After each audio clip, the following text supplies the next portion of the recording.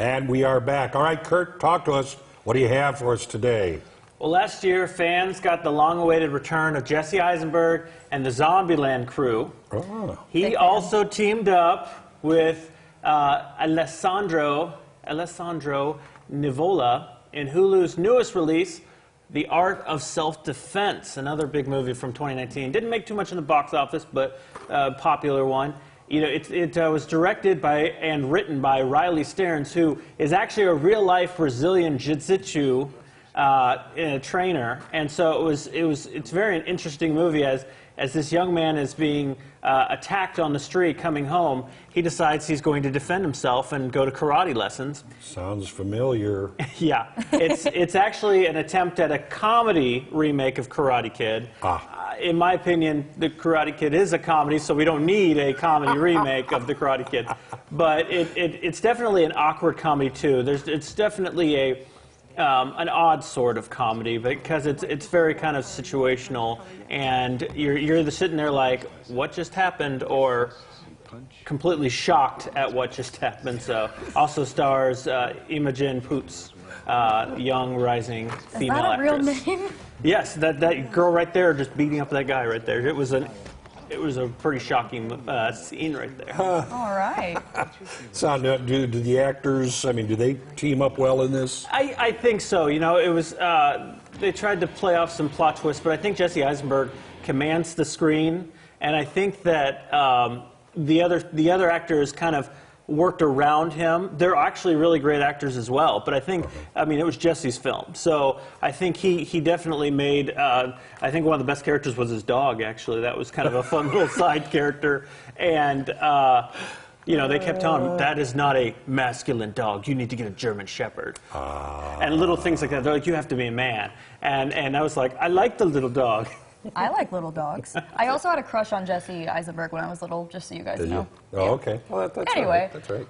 What else is streaming on Hulu? Well, also came out yesterday, as well as The Art of Self-Defense came out yesterday, Conan the Barbarian, the Jason Momoa version. So if you're a Momoa fan, it's not good as Aquaman, but, you know, it's exciting to watch. Skeleton Twins with Bill Hader, Kristen Wiig comes out the 17th. The horror film Prodigy.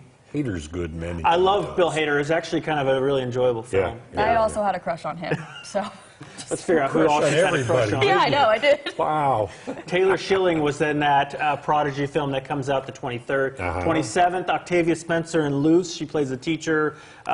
Kid gets a bad grade, and we're trying to figure out why he got a bad grade, because he's one of the best students in school. And also Fighting with Your Family with Florence Pugh comes out January 30th. She is a rising star. Little Women this year, she played Amy. She played in Midsummer, which was supposed to come out on Prime. I'm not sure. It said it came on the 3rd, but it's not on Prime. You can't. You'd have to rent it to get it. Okay. So that's kind of funny. But we might talk about that later too, because it's coming to Amazon and Hulu. So it might wind out that I have a feeling. Now, if that's like not enough, there is more out there streaming, isn't there? Definitely. Out to buy today is the horror thriller film The Countdown. You know, it's about an app that tells you when your life is going to end, so I guess that's convenient, but it is a horror film. So also available to buy today is The Lighthouse.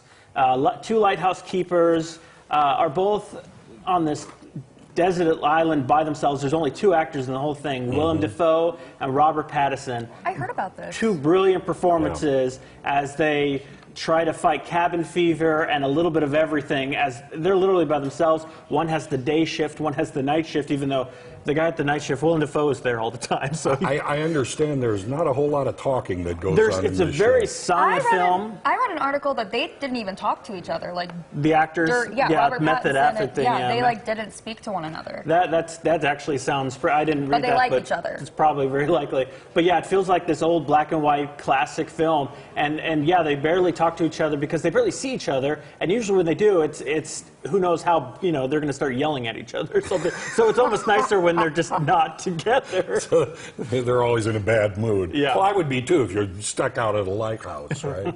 Yeah. So a lot of good things out there, things to purchase, and just kind of across the board is what it sounds exactly. like. Very good. Movie night soon. Yeah. Up next, time to check in with Joy and see all the fun she's having at the Consumer Electronics Show. We'll be right back.